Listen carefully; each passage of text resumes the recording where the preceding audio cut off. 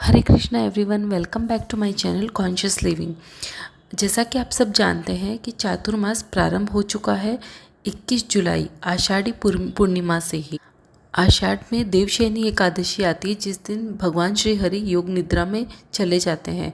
उसी दिन से चातुर्मास प्रारंभ हो जाता है, बट हमारे वैष्णव संप्रदाय के अंदर इसे आषाढ़ की पूर्णिमा से कार्तिक पूर्णिमा तक चातुर्मास माना जाता है।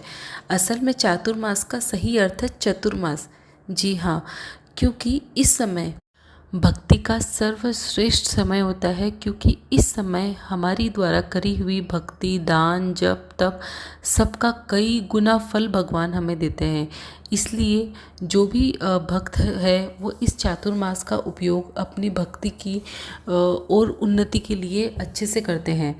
इस चातुर्मास में पहला मास होता है श्रावण, फिर भाद्रपद, फिर आश्विन और फिर कार्तिक। और कार्तिक की पूर्णिमा के साथ ये चातुर्मास समाप्त होता है। अब आइए हम देखते हैं कि चातुर्मास में हमें क्या खाना चाहिए और क्या नहीं खाना चाहिए। कुछ भक्त पूरे चातुर्मास में 4 महीने का उपवास रखते हैं, बट सभी के लिए ये संभव नहीं है, तो सभी अपनी यथाशक्ति ये सब चीज़ का पालन करते हैं। बट इस पूरे समय में कुछ चीज़ों का विशेष ध्यान रखा जाता है जो खाने में निषेध होती है। जैसे कि सबसे पहला महीना है श्रावण। श्रावण के महीने में हरी पत्तेदार सब्जियां वर्जित होती है कि वो हमें नहीं खाने चाहिए, जैसे पालक, मेथी, broccoli, any green leafy vegetables, वो सब हमें नहीं खानी चाहिए। इसके अंदर कुछ अपवाद है, जैसे कि कड़ी पत्ता, धनिया पत्ती, ये सब खाई जा सकती है, बट जो प्रॉपर सब्जी है वो नहीं खाई जाती है। फिर है भाद्रपद।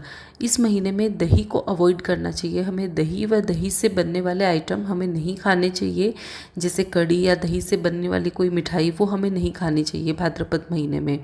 इसके बाद आता है आश्विन।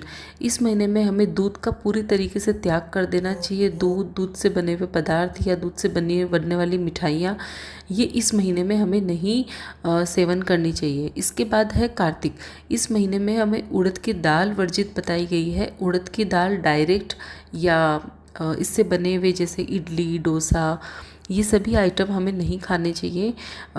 ये इस आयुर्वेद के दृष्टिकोण से हमारे लिए वर्जित बताई गई है इस चातुर्मास के अंदर ये सारी चीज़ें। अब आइए देखते हैं कि इस चातुर्मास में जब श्री हरि योग निद्रा में है, जब हमें करना क्या चाहिए, तो हमें अधिक से अधिक हरे कृष्णा महामंत्र का जप करना चाहिए। जैसा कि हमें पता है कि इस टाइम पे किए गए जप का हमें अधिक फल मिलता है, इसलिए।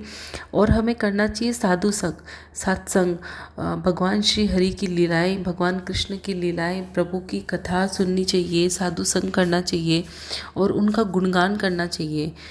इसी चातुर्मास में बहुत सारे त्यौहार भी होते हैं। ये चातुर्मास गुरु पूर्णिमा के साथ प्रारंभ होता है, जिसके बाद आती है कि झूलन उत्सव आता है, रक्षाबंधन आती है, बलराम जयंती आती है, कृष्ण जन्माष्टमी आती है, राधा अष्टमी आती है, वामन द्वादशी आती है, और नवरात्रि भी इसी पीरियड में आते हैं, दशहरा, दिवाली, और उसके बाद सबसे अंत के अंदर तुलसी विवाह, तुलसी शालिग्राम विवाह है। इस तरीके से कई सारे त्यौहार भी इसी में पड़ते हैं, तो हमें उनका आनंद उठाना चाहिए और अधिक से अधिक कथा श्रवण करनी चाहिए, नाम जप करना चाहिए। और जो भी हमसे सामर्थ्य से यथाशक्ति हमें दान भी देना चाहिए, जिसकी भी। और अगर हम धन से अगर हम ये सब नहीं कर सकते हैं, तो हमें विद्या का दान कर सकते हैं हम, या फिर श्रीमद् भागवतम की जो श्रीला प्रभुपाद द्वारा लिखी गई गीता है, गीता डिस्ट्रीब्यूशन हम करवा सकते हैं, जिसमें इसमें आपको कभी भी ये नहीं सोचना चाहिए कि मेरे पास इतना सामर्थ्य नहीं है कि मैं ये सब कर सकूं। आप अगर एक गीता भी, किसी को एक बुक भी डोनेट करेंगे, तो उसका भी आपको उतना ही फल मिलेगा। जिसकी जैसी सामर्थ्य होती है वो वैसा ही करता है। इस चातुर्मास का उपयोग आप अधिक से अधिक नाम जप में, हरि कथा श्रवण में, और भागवत गीता पढ़ने में, श्री रामचरितमानस पढ़ने में, और दूसरों को ऐसी पुस्तकें डिस्ट्रीब्यूट करने में व्यतीत करिए। आशा करते हैं कि आपका ये चातुर्मास अति उत्तम हो और आपकी भक्ति में और उन्नति हो, प्रगति हो, और आप प्रभु के, श्री हरि के और नज़दीक जाएं। हरे कृष्णा।